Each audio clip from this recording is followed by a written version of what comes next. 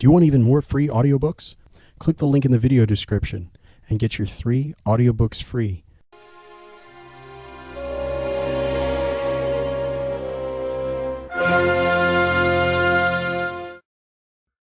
Recording by Andrew Kennedy. The Secret of Success in Public Speaking. Chapter 15 of Up From Slavery by Booker T. Washington. The Secret of Success in Public Speaking. As to how my address at Atlanta was received by the audience in the exposition building, I think I prefer to let Mr. James Creelman, the noted war correspondent, tell. Mr. Creelman was present and telegraphed the following account to the New York World. Atlanta, September 18. While President Cleveland was waiting at Grey Gables today to send the electric spark that started the machinery of the Atlanta Exposition, a Negro Moses stood before a great audience of white people and delivered an oration that marks a new epoch in the history of the South, and a body of Negro troops marched in a procession with the citizen soldiery of Georgia and Louisiana. The whole city is thrilling tonight with a realization of the extraordinary significance of these two unprecedented events. Nothing has happened since Henry Grady's immortal speech before the New England Society in New York that indicates so profoundly the spirit of the New South, except, perhaps, the opening of the exposition itself.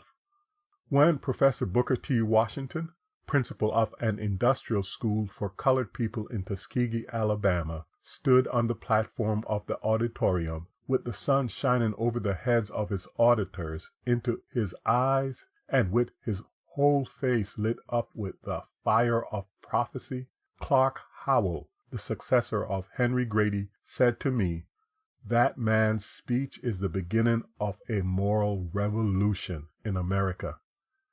It is the first time that a Negro has made a speech in the South on any important occasion before an audience composed of white men and women.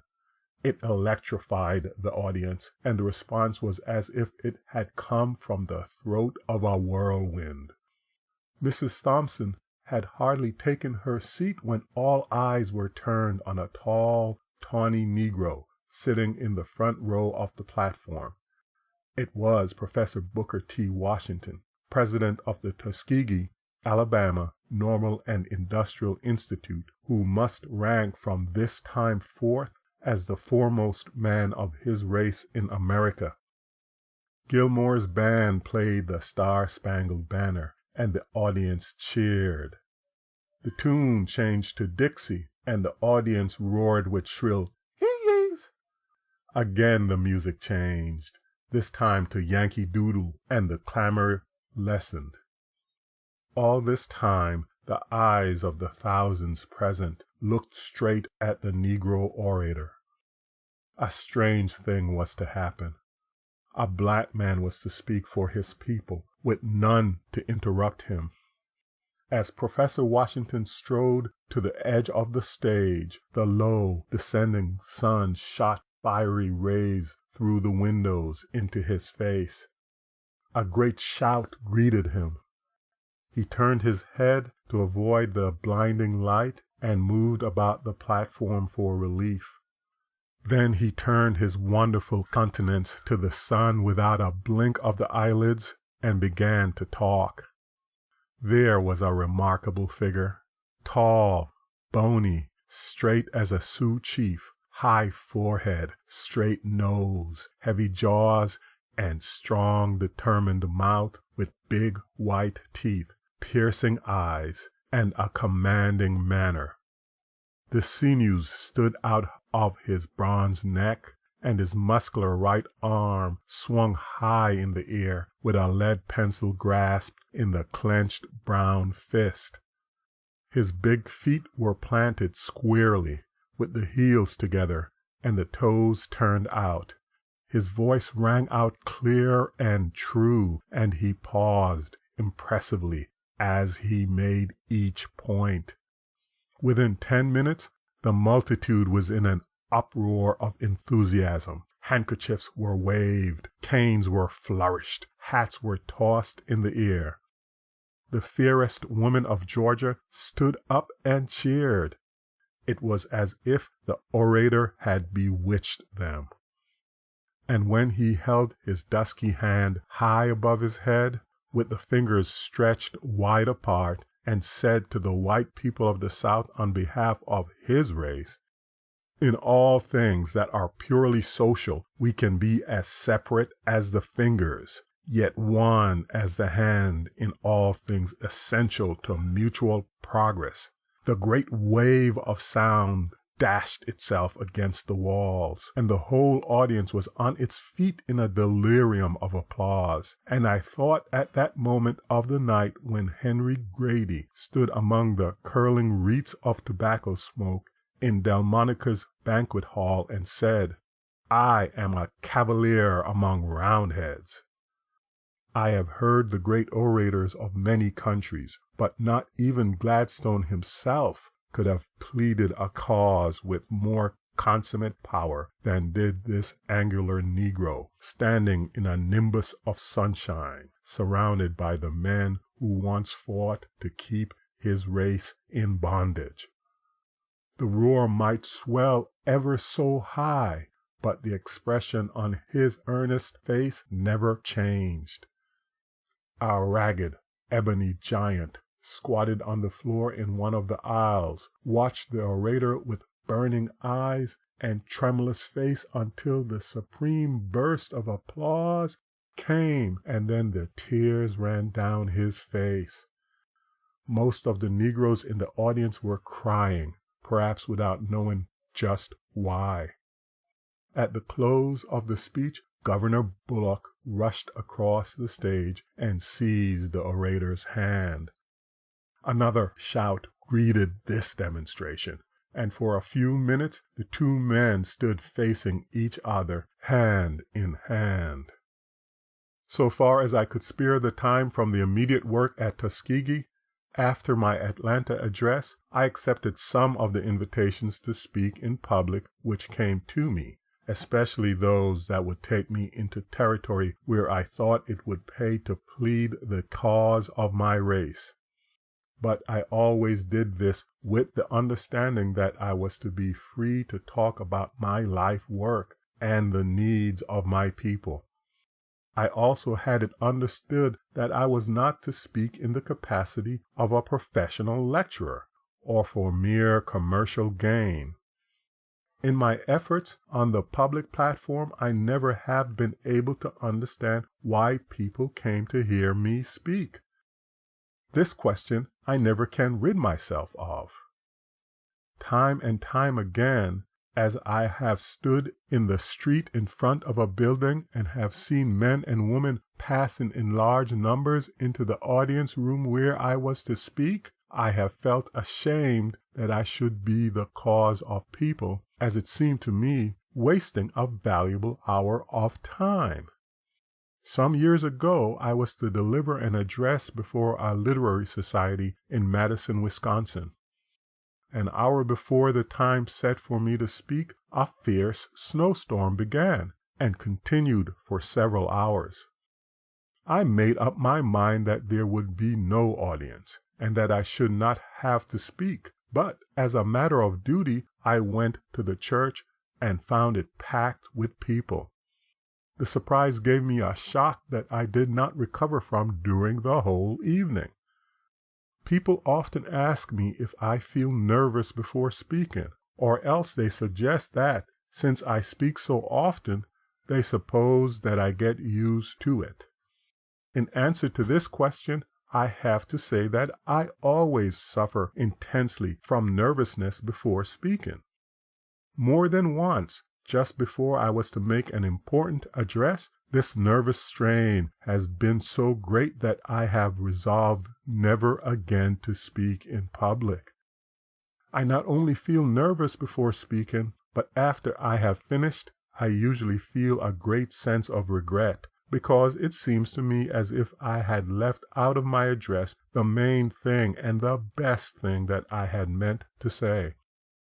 There is a great compensation, though, for this preliminary nervous suffering that comes to me after I have been speaking for about 10 minutes and have come to feel that I have really mastered my audience and that we have gotten into full and complete sympathy with each other.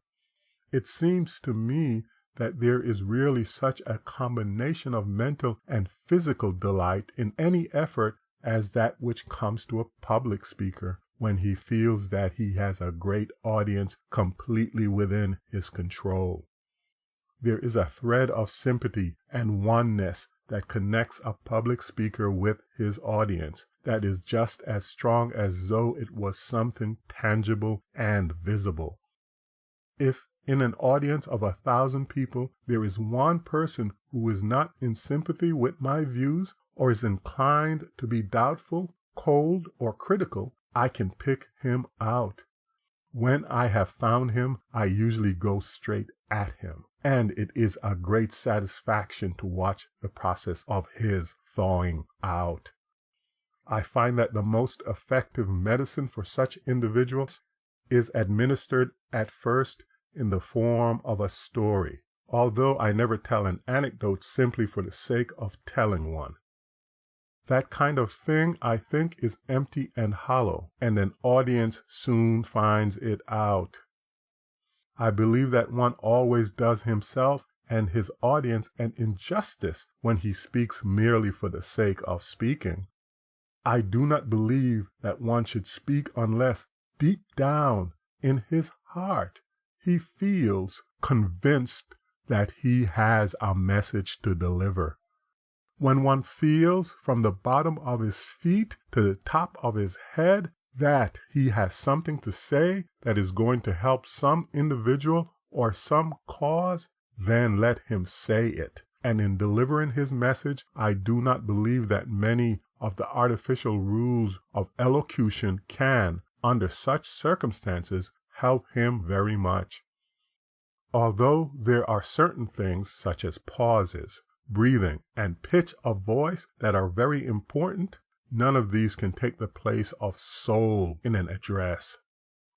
When I have an address to deliver, I like to forget all about the rules for the proper use of the English language and all about rhetoric and that sort of thing. And I like to make the audience forget all about these things too. Nothing tends to throw me off my balance so quickly when I am speaking as to have someone leave the room. To prevent this, I make up my mind as a rule that I will try to make my address so interesting, will try to state so many interesting facts one after another that no one can leave. The average audience, I have come to believe, wants facts rather than generalities or sermonizing. Most people, I think, are able to draw proper conclusions if they are given the facts in an interesting form on which to base them. As to the kind of audience that I like best to talk to, I would put at the top of the list an organization of strong, wide-awake businessmen, such, for example, as is found in Boston, New York, Chicago, and Buffalo. I have found no other audience so quick to see a point and so responsive. Within the last few years, I have had the privilege of speaking before most of the leading organizations of this kind in the large cities of the United States. The best time to get hold of an organization of businessmen is after a good dinner, although I think that one of the worst instruments of torture that was ever invented is the custom which makes it necessary for a speaker to sit through a 14-course dinner every minute of the time feeling sure that his speech is going to prove a dismal failure and disappointment. I really take part in one of these long dinners that I do not wish that I could put myself back in the little cabin where I was a slave boy and again go through the experience there, one that I shall never forget, of getting molasses to eat once a week from the big house. Our usual diet on the plantation was cornbread and pork, but on Sunday morning my mother was permitted to bring down a little molasses from the big house for her 3 children, and when it was received, how I did wish that every day was Sunday. I would get my tin plate and hold it up for the sweet morsel, but I would always shut my eyes while the molasses was being poured out into the plate, with the hope that when I opened them, I would be surprised to see how much I had got. When I opened my eyes, I would tip the plate in one direction and another so as to make the molasses spread all over it, in the full belief that there would be more of it and that it would last longer if spread out in this way. So strong are my childish impressions of those Sunday morning feasts that it would be pretty hard for anyone to convince me that there is not more molasses on a plate when it is spread all over the plate than when it occupies a little corner, if there is a corner in a plate. At any rate, I have never believed in cornering syrup. My share of the syrup was usually about 2 tablespoonfuls, and those 2 spoonfuls of molasses were much more enjoyable to me than is a 14-course dinner after which I am to speak. Next to a company of businessmen, I prefer to speak to an audience of Southern people, of either race, together or taken separately. Their enthusiasm and responsiveness are a constant delight. The amens and "that's the truth" that come spontaneously from the colored individuals are calculated to spur any speaker on to his best efforts. I think that the next in order of preference I would place a college audience. It has been my privilege to deliver addresses at many of our leading colleges, including Harvard, Yale, Williams, Amherst, Fisk University, the University of Pennsylvania, Wellesley, the University of Michigan, Trinity College in North Carolina, and many others. It has been a matter of deep interest to me to note the number of people who have come to shake hands with me after an address, who say that this is the first time they have ever called a Negro Mr. When speaking directly in the interest of the Tuskegee Institute, I usually arrange some time in advance a series of meetings in important centers. This takes me before churches, Sunday schools, Christian Endeavor societies, and men's and women's clubs. When doing this, I sometimes speak before as many as 4 organizations in a single day. 3 years ago, at the suggestion of Mr. Morris K. Jessup of New York and Dr. J. L. M. Curry, the general agent of the fund, the trustees of the John F. Slater Fund voted a sum of money to be used in paying the expenses of Mrs. Washington and myself while holding a series of meetings among the colored people in the large centers of Negro population, especially in the large cities of the ex-slaveholding states. Each year during the last 3 years, we have devoted some weeks to this work. The plan that we have followed has been for me to speak in the morning to the ministers, teachers, and professional men. In the afternoon, Mrs. Washington would speak to the women alone, and in the evening I spoke to a large mass meeting. In almost every case, the meetings have been attended not only by the colored people in large numbers, but by the white people.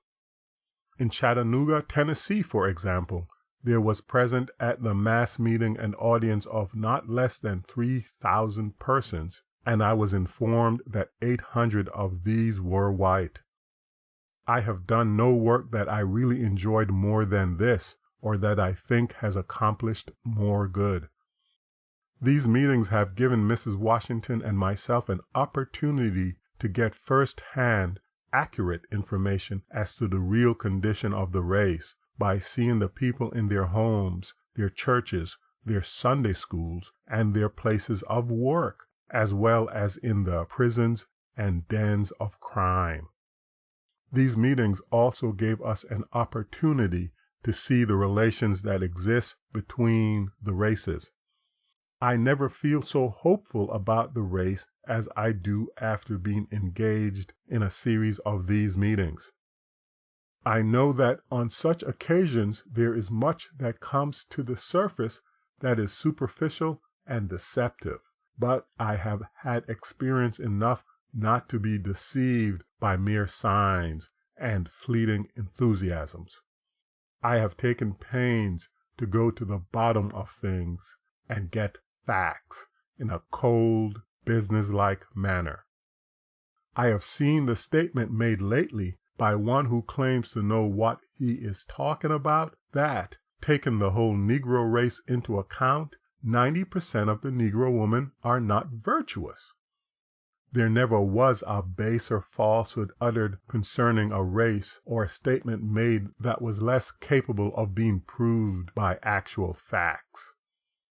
No one can come into contact with the race for 20 years, as I have done in the heart of the South, without being convinced that the race is constantly making slow but sure progress materially, educationally, and morally. One might take up the life of the worst element in New York City, for example, and prove almost anything he wanted to prove concerning the white man, but all will agree that this is not a fair test. Early in the year 1897, I received a letter inviting me to deliver an address at the dedication of the Robert Gould Shaw Monument in Boston. I accepted the invitation. It is not necessary for me, I am sure, to explain who Robert Gould Shaw was and what he did.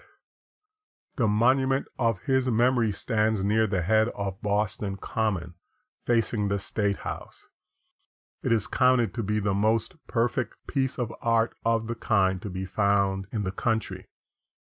The exercises connected with the dedication were held in Music Hall in Boston, and the great hall was packed from top to bottom with one of the most distinguished audiences that ever assembled in the city. Among those present there were more persons representing the famous old anti-slavery element than it is likely will ever be brought together in the country again. The late Honorable Roger Wolcott, the governor of Massachusetts, was the presiding officer, and on the platform with him were many other officials and hundreds of distinguished men. A report of the meeting which appeared in the Boston Transcript will describe it better than any words of mine could do. The core and kernel of yesterday's great noon meeting in honor of the Brotherhood of Man in Music Hall was a superb address of the Negro president of Tuskegee. Booker T. Washington received his Harvard A.M. last June, the first of his race, said Governor Wolcott, to receive an honorary degree from the oldest university in the land, and this for the wise leadership of his people. When Mr. Washington rose in the flag-filled, enthusiasm-warmed, patriotic, and glowing atmosphere of Music Hall, people felt keenly that here was the civic justification of the old abolition spirit of Massachusetts, in his person the proof of her ancient and indomitable faith, in his strong thought and rich oratory, the crown and glory of the old war days of suffering and strife. The scene was full of historic beauty and deep significance. Cold Boston was alive with the fire that is always hot in her heart for righteousness and truth.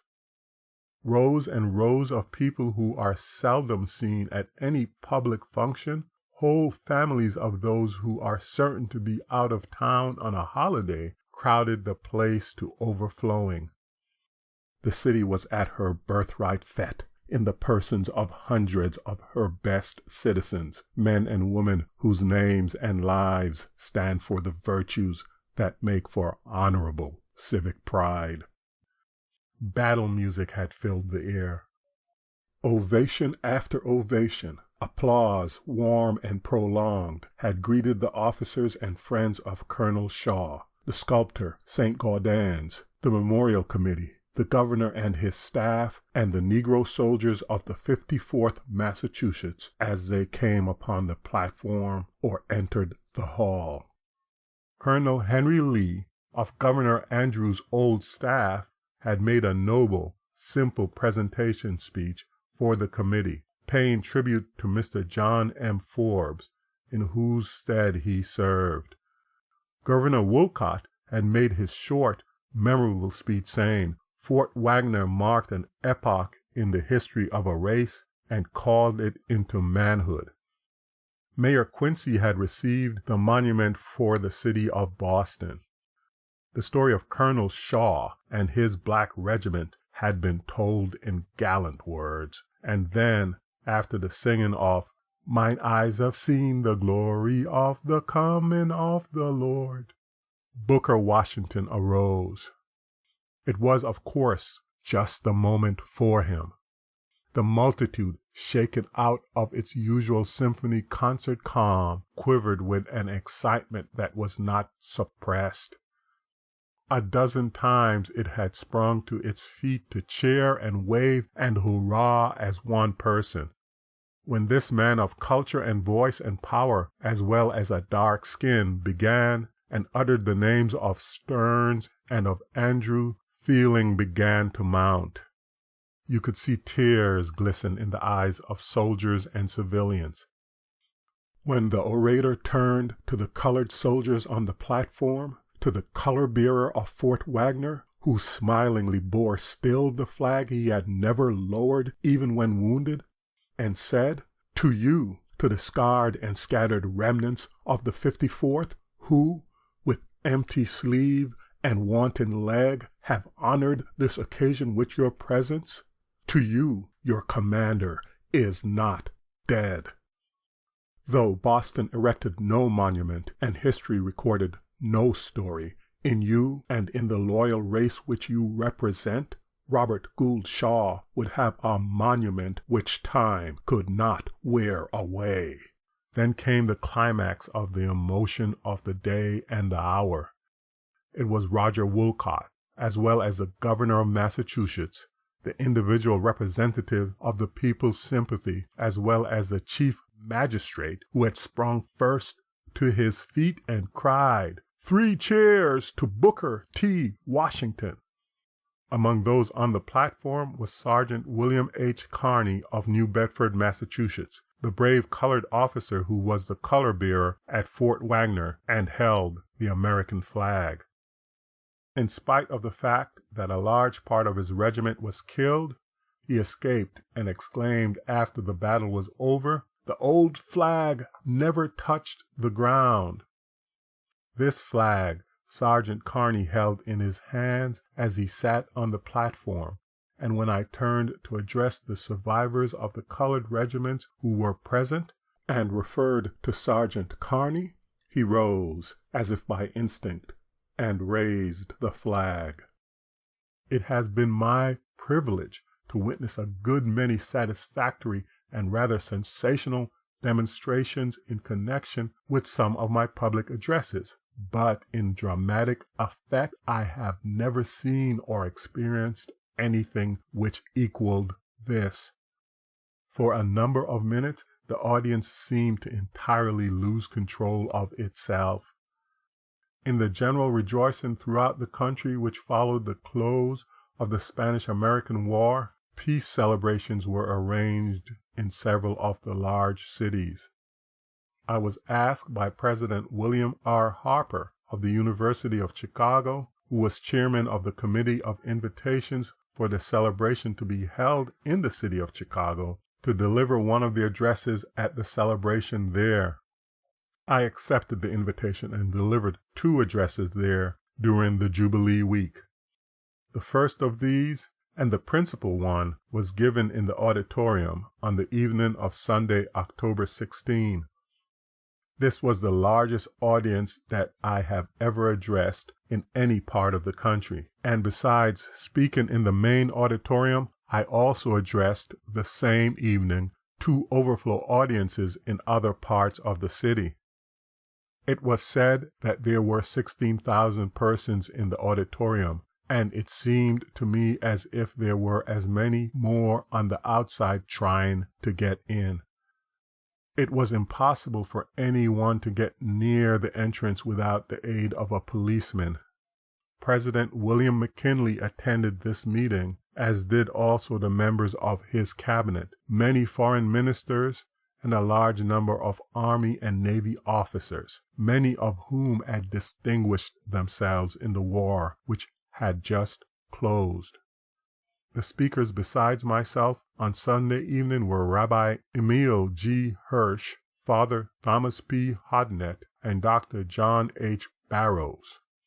The Chicago Time-Herald, in describing the meeting, said of my address, "He pictured the Negro choosing slavery rather than extinction, recalled Crispus Attucks shedding his blood at the beginning of the American Revolution that white Americans might be free while black Americans remained in slavery, rehearsed the conduct of the Negroes with Jackson at New Orleans, drew a vivid and pathetic picture of the Southern slaves protecting and supporting the families of their masters while the latter were fighting to perpetuate black slavery, recounted the bravery of colored troops at Port Hudson and Fort Wagner and Pillow, and praised the heroism of the black regiment that stormed El Caney and Santiago to give freedom to the enslaved people of Cuba, forgetting, for the time being, the unjust discrimination that law and custom make against them in their own country. In all of these things, the speaker declared his race had chosen the better part. And then he made his eloquent appeal to the consciences of the white Americans. When you have gotten the full story of the heroic conduct of the Negro in the Spanish-American War, have heard it from the lips of Northern soldier and Southern soldier, from ex-abolitionists and ex-masters, then decide within yourselves whether a race that is thus willing to die for its country should not be given the highest opportunity to live for its country. The part of the speech which seemed to arouse the wildest and most sensational enthusiasm was that in which I thanked the President for his recognition of the Negro in his appointments during the Spanish-American War. The President was sitting in a box at the right of the stage. When I addressed him, I turned toward the box, and as I finished the sentence thanking him for his generosity, the whole audience rose and cheered again and again, waving handkerchiefs and hats and canes, until the President arose in the box and bowed his acknowledgments. At that the enthusiasm broke out again, and the demonstration was almost indescribable. One portion of my address at Chicago seemed to have been misunderstood by the Southern press, and some of the Southern papers took occasion to criticize me rather strongly. These criticisms continued for several weeks until I finally received a letter from the editor of the Age Herald, published in Birmingham, Alabama, asking me if I would say just what I meant by this part of my address. I replied to him in a letter which seemed to satisfy my critics. In this letter I said that I had made it a rule never to say before a Northern audience anything that I would not say before an audience in the South. I said that I did not think it was necessary for me to go into extended explanations. If my 17 years of work in the heart of the South had not been explanation enough, I did not see how words could explain. I said that I made the same plea that I had made in my address at Atlanta for the blotting out of race prejudice in commercial and civil relations. I said that what is termed social recognition was a question which I never discussed, and then I quoted from my Atlanta address what I had said there in regard to that subject. In meeting crowds of people at public gatherings, there is one type of individual that I dread. I mean the crank. I have become so accustomed to these people now that I can pick them out at a distance when I see them elbowing their way up to me. The average crank has a long beard, poorly cared for, a lean, narrow face, and wears a black coat. The front of his vest and coat are slick with grease, and his trousers bag at the knees. In Chicago, after I had spoken at a meeting, I met one of these fellows. They usually have some process for curing all of the ills of the world at once. This Chicago specimen had a patent process by which he said Indian corn could be kept through a period of 3 or 4 years, and he felt sure that if the Negro race in the South would, as a whole, adopt his process, it would settle the whole race question. It mattered nothing that I tried to convince him that our present problem was to teach the Negroes how to produce enough corn to last them through 1 year. Another Chicago crank had a scheme by which he wanted me to join him in an effort to close up all the national banks in the country. If that was done, he felt sure it would put the Negro on his feet. The number of people who stand ready to consume one's time to no purpose is almost countless. At one time I spoke before a large audience in Boston in the evening. The next morning I was awakened by having a card brought to my room, and with it a message that someone was anxious to see me. Thinking that it must be something very important, I dressed hastily and went down. When I reached the hotel office, I found a blank and innocent-looking individual waiting for me, who coolly remarked, "I heard you talk at a meeting last night. I rather liked your talk, and so I came in this morning to hear you talk some more." I am often asked how it is possible for me to superintend the work at Tuskegee and at the same time be so much away from the school. In partial answer to this, I would say that I think I have learned, in some degree at least, to disregard the old maxim which says, "Do not get others to do that which you can do yourself." My motto, on the other hand, is, "Do not do that which others can do as well." One of the most encouraging signs in connection with the Tuskegee School is found in the fact that the organization is so thorough that the daily work of the school is not dependent upon the presence of any one individual.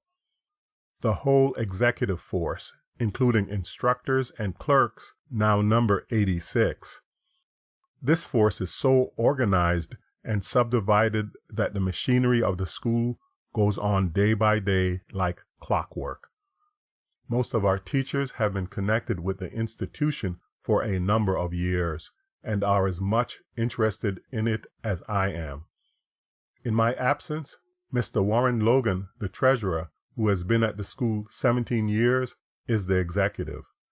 He is efficiently supported by Mrs. Washington and by my faithful secretary, Mr. Emmett J. Scott, who handles the bulk of my correspondence and keeps me in daily touch with the life of the school, and who also keeps me informed of whatever takes place in the South that concerns the race. I owe more to his tact, wisdom, and hard work than I can describe. The main executive work of the school, whether I am in Tuskegee or not, centers in what we call the Executive Council. This council meets twice a week and is composed of the 9 persons who are at the head of the 9 departments of the school. For example, Mrs. B.K. Bruce, the lady principal, the widow of the late ex-Senator Bruce, is a member of the council and represents in it all that pertains to the life of the girls at the school. In addition to the executive council, there is a financial committee of 6 that meets every week and decides upon the expenditures for the week. Once a month, and sometimes oftener, there is a general meeting of all the instructors. Aside from these, there are innumerable smaller meetings, such as that of the instructors in the Phelps Hall Bible Training School, or of the instructors in the agricultural department. In order that I may keep in constant touch with the life of the institution, I have a system of reports so arranged that a record of the school's work reaches me every day in the year, no matter in what part of the country I am. I know by these reports even what students are excused from school, and why they are excused, whether for reasons of ill health or otherwise.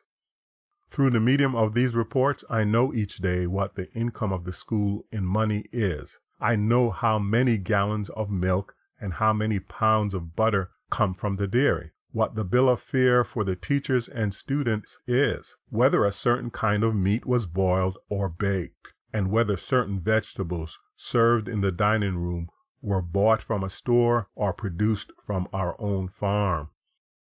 Human nature I find to be very much the same the world over, and it is sometimes not hard to yield to the temptation to go to a barrel of rice that has come from the store, with the grain all prepared to go into the pot, rather than to take the time and trouble to go to the field and dig and wash one's own sweet potatoes, which might be prepared in a manner to take the place of the rice.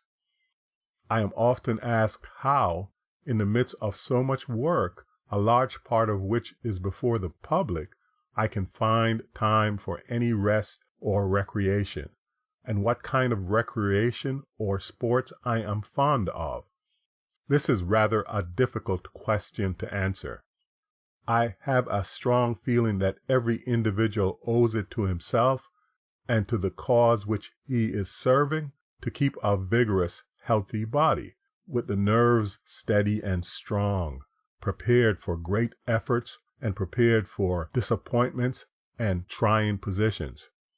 As far as I can, I make it a rule to plan for each day's work, not merely to go through with the same routine of daily duties, but to get rid of the routine work as early in the day as possible, and then to enter upon some new or advanced work.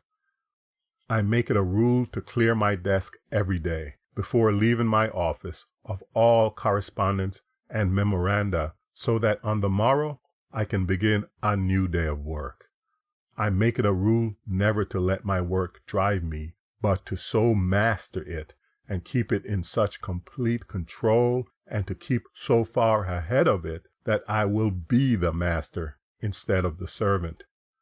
There is a physical and mental and spiritual enjoyment that comes from a consciousness of being the absolute master of one's work in all its details that is very satisfactory and inspiring.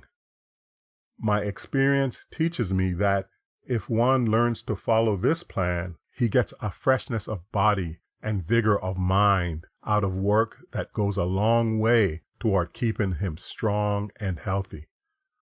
I believe that when one can grow to the point where he loves his work, this gives him a kind of strength that is most valuable. When I begin my work in the morning, I expect to have a successful and pleasant day of it, but at the same time I prepare myself for unpleasant and unexpected hard places. I prepare myself to hear that one of our school buildings is on fire, or has burned, or that some disagreeable accident has occurred, or that someone has abused me in a public address or printed article for something that I have done or omitted to do, or for something that he had heard that I had said, probably something that I had never thought of saying. In 19 years of continuous work, I have taken but one vacation. That was 2 years ago, when some of my friends put the money into my hands and forced Mrs. Washington and myself to spend 3 months in Europe. I have said that I believe it is the duty of everyone to keep his body in good condition. I try to look after the little ills, with the idea that if I take care of the little ills, the big ones will not come. When I find myself unable to sleep well, I know that something is wrong. If I find any part of my system the least weak and not performing its duty, I consult a good physician. The ability to sleep well at any time and in any place I find of great advantage. I have so trained myself that I can lie down for a nap of 15 or 20 minutes and get up refreshed in body and mind. I have said that I make it a rule to finish up each day's work before leaving it. There is perhaps one exception to this. When I have an unusually difficult question to decide, one that appeals strongly to the emotions, I find it a safe rule to sleep over it for a night, or to wait until I have had an opportunity to talk it over with my wife and friends. As to my reading, the most time I get for solid reading is when I am on the cars. Newspapers are to me a constant source of delight and recreation. The only trouble is that I read too many of them. Fiction I care little for. Frequently I have to almost force myself to read a novel that is on everyone's lips. The kind of reading that I have the greatest fondness for is biography. I like to be sure that I am reading about a real man or a real thing. I think I do not go too far when I say that I have read nearly every book and magazine article that has been written about Abraham Lincoln. In literature, he is my patron saint. Out of the 12 months in a year, I suppose that on an average I spend 6 months away from Tuskegee. While my being absent from the school so much unquestionably has its disadvantages, yet there are at the same time some compensations. The change of work brings a certain kind of rest. I enjoy a ride of a long distance on the cars when I am permitted to ride where I can be comfortable. I get rest on the cars except when the inevitable individual who seems to be on every train approaches me with the now familiar phrase, "Isn't this Booker Washington? I want to introduce myself to you." Absence from the school enables me to lose sight of the unimportant details of the work and study it in a broader and more comprehensive manner than I could do on the grounds. This absence also brings me into contact with the best work being done in educational lines and into contact with the best educators in the land. But after all this is said, the time when I get the most solid rest and recreation is when I can be at Tuskegee, and after our evening meal is over, can sit down, as is our custom, with my wife and Portia and Baker and Davidson, my 3 children, and read a story, or each take turns in telling a story. To me there is nothing on earth equal to that, although what is nearly equal to it is to go with them for an hour or more, as we like to do on Sunday afternoons, into the woods, where we can live for a while near the heart of nature, where no one can disturb or vex us, surrounded by pure air, the trees, the shrubbery, the flowers, and the sweet fragrance that springs from 100 plants, enjoying the chirps of the crickets and the songs of the birds. This is solid rest. My garden also, what little time I can be at Tuskegee, is another source of rest and enjoyment. Somehow I like, as often as possible, to touch nature, not something that is artificial or an imitation, but the real thing. When I can leave my office in time so that I can spend 30 or 40 minutes in spading the ground, in planting seeds, in digging about the plants, I feel that I am coming into contact with something that is giving me strength for the many duties and hard places that await me out in the big world. I pity the man or woman who has never learned to enjoy nature and to get strength and inspiration out of it. Aside from the large number of fowls and animals kept by the school, I keep individually a number of pigs and fowls of the best grades, and in raising these I take a great deal of pleasure. I think the pig is my favorite animal. Few things are more satisfactory to me than a high-grade Berkshire or Poland China pig. Games I care little for. I have never seen a game of football. In cards, I do not know one card from another. A game of old-fashioned marbles with my 2 boys once in a while is all I care for in this direction. I suppose I would care for games now if I had had any time in my youth to give to them, but that was not possible. End of Chapter 15 of Up From Slavery by Booker T. Washington. The Secret of Success in Public Speaking. Start listening now. Sign up for your 3-book, 30-day free trial from audiobooks.com. Click the link in the video description and get your 3 audiobooks free today. There's no strings attached, and you can cancel anytime. Click the link in the video description and sign up now.